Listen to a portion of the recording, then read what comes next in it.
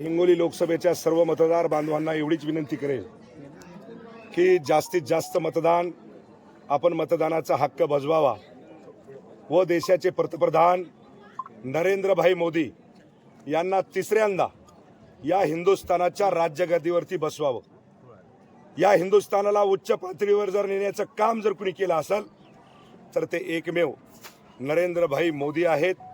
म्हणून माझ्या सर्व बांधवांना विनंती आहे की आपलं एक मत श्री प्रभू रामचंद्राच्या चरणी आपण सर्वजणांनी अर्पण करावं व या हिंदुस्थानाचे हात, या नरेंद्रभाई मोदी आमचे हात बळकट करावेत। साहेब, घरामधून निघाला थेट मतदान केंद्रावर पोहोचलात, कशी व्यवस्था होती? आता तुमचा आतापर्यंत रूट कसा झाला?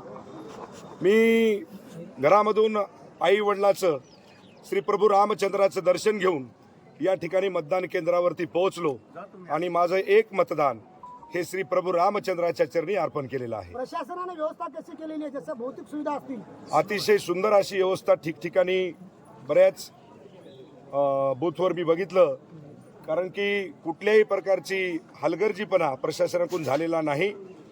प्रशासनाच्या पोलचीट सुद्धा तुम्हाला सांगतो की घरोघरी पोहोचलेले आहेत, त्याच्यामुळं प्रशासनाचं